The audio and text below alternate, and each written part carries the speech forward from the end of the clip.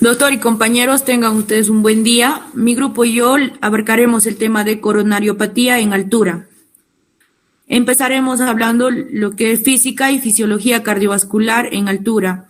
En la altura empiezan cambios progresivos como son la reducción de la presión barométrica, temperatura y humedad del aire, pero también aumentan la ventilación pulmonar, gasto cardíaco, frecuencia cardíaca, concentración de hemoglobina y la presión parcial de dióxido de carbono. Desarrollando los puntos más importantes, hablaremos de la presión arterial sistémica y frecuencia cardíaca.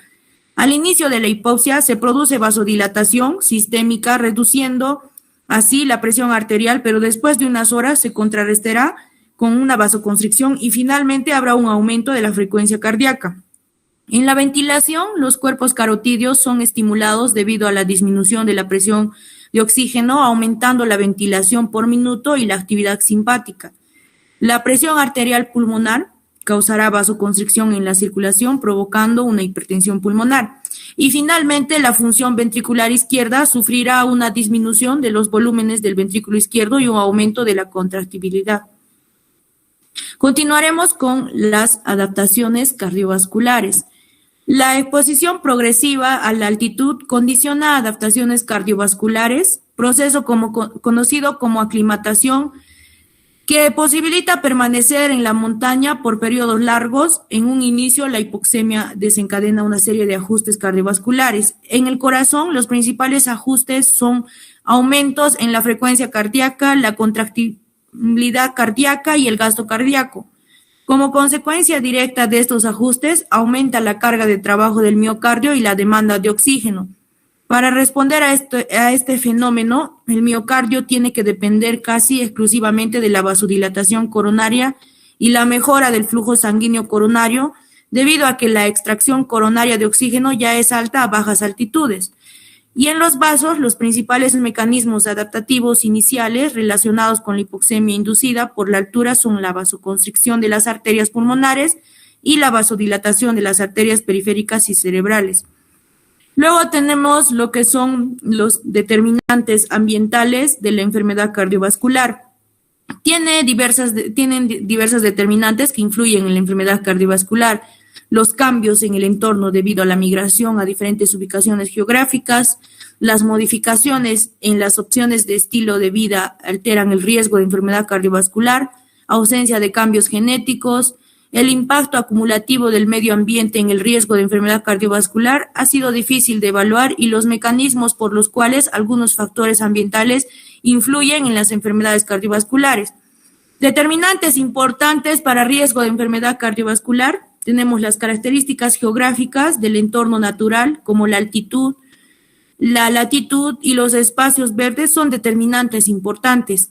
La altitud es un aspecto adicional del entorno natural que tiene una relación importante con la salud humana.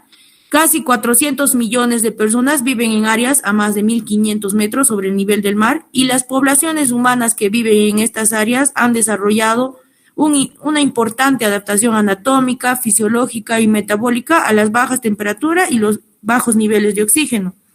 Vivir a grande altura reduce las tasas de cardiopatía coronaria e infartos de miocardio. Las personas que nacieron en una residencia más alta y luego se mudaron a una altitud más baja tenían un riesgo menor que aquellas que vivieron en altitudes bajas toda su vida. Continuaremos hablando con el estrés de altitud en enfermedades cardíacas.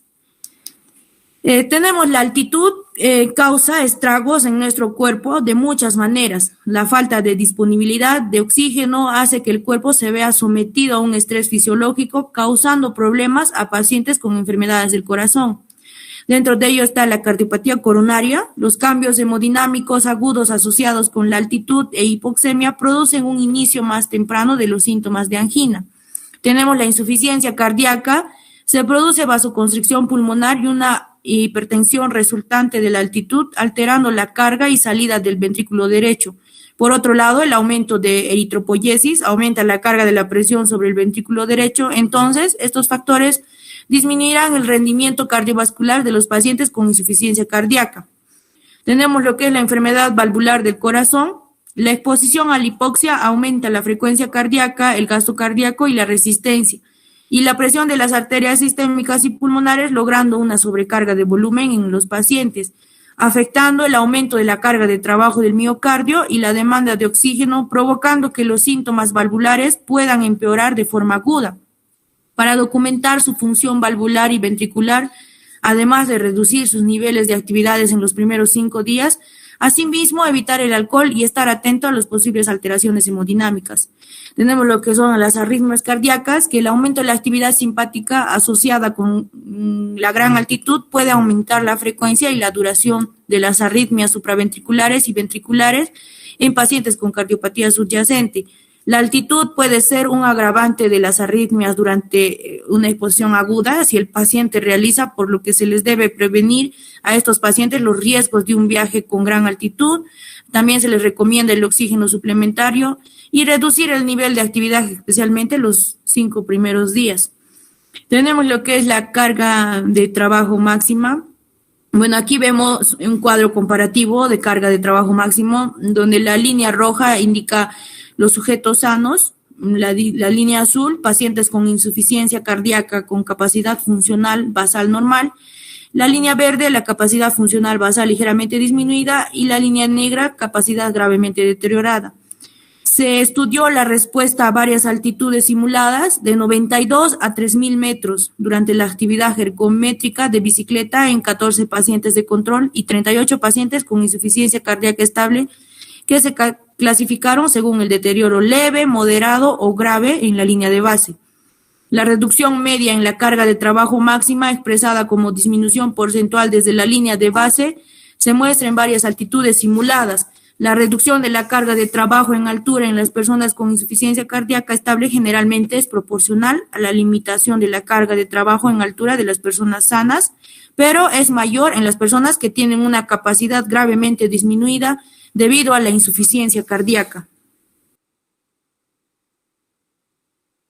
Continuando con los factores de riesgo de las enfermedades cardiovasculares, comenzando por la hipertensión sistémica, vemos que en los efectos en la actitud se define como presión arterial sistólica mayor o igual a 140 milímetros de mercurio con presión arterial diastólica mayor o igual a 90 milímetros de mercurio.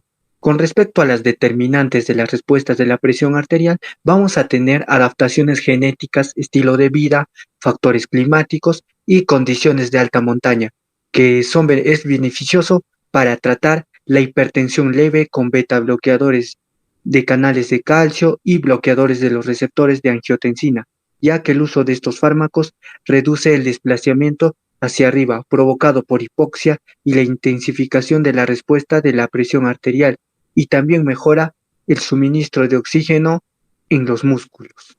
Siguiendo con las dislipidemias, recordemos que los factores genéticos de estilo de vida y socioeconómicos más importantes que las bajas temperaturas que están relacionadas con la altitud y el aumento del gasto de energía. Con respecto al mal crónico de montaña, enfermedad de monje, personas que viven permanentemente a gran altura, pérdida progresiva de la frecuencia ventilatoria, que se va a traducir en hipoxemia y policitemia excesiva, recordando que hay una hemoglobina mayor o igual de 19 gramos por decilitro para mujeres y hemoglobina mayor o igual 21 gramos por decilitro para hombres. Esta enfermedad de monje va a estar asociado frecuentemente con hipertensión pulmonar, también asociado con casos avanzados de insuficiencia cardíaca crónica.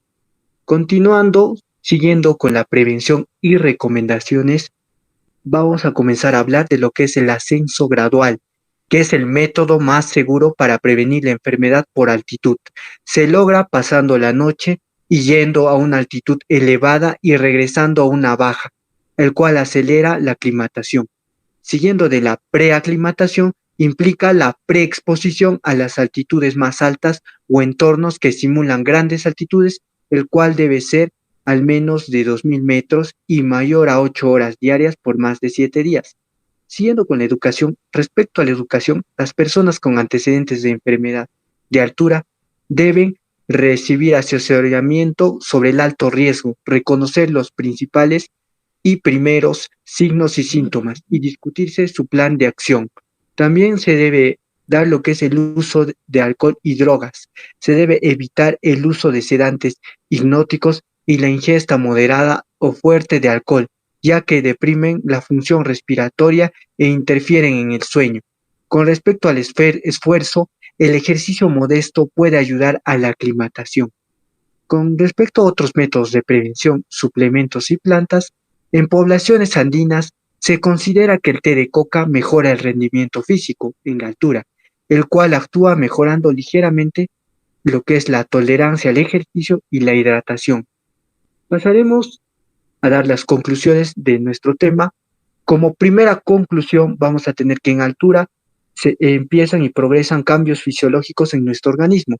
Respecto a esto, los cuales pueden compensarse a través de las horas, días o semanas que estén en ese lugar, pero al no aclimatarse pueden producirse cambios patológicos a largo plazo en nuestro cuerpo, tales como son la hipertensión pulmonar y la disminución de la contractibilidad del ventrículo izquierdo.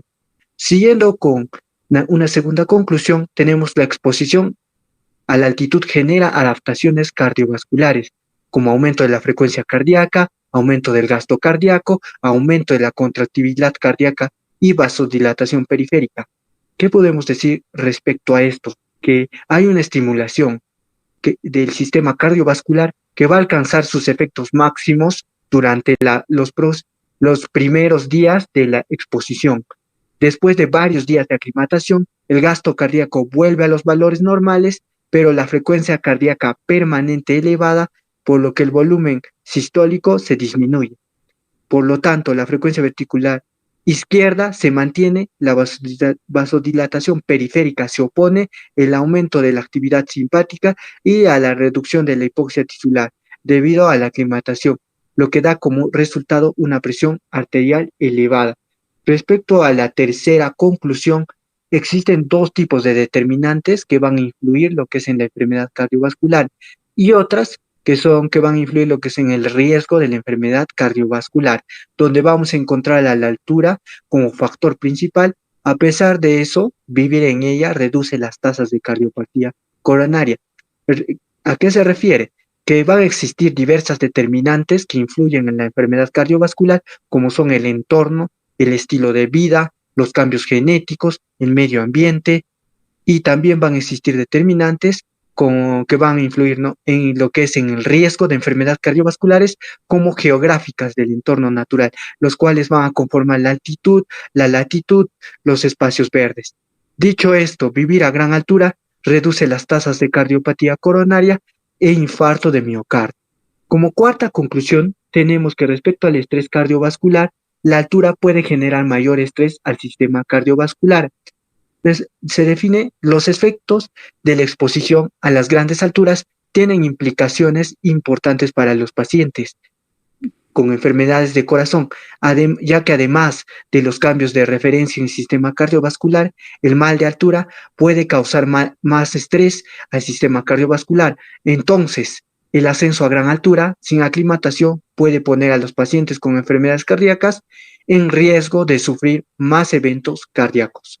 Como quinta conclusión, tenemos factores predisponentes para la enfermedad cardiovascular, como genética, clima y estilos de vida.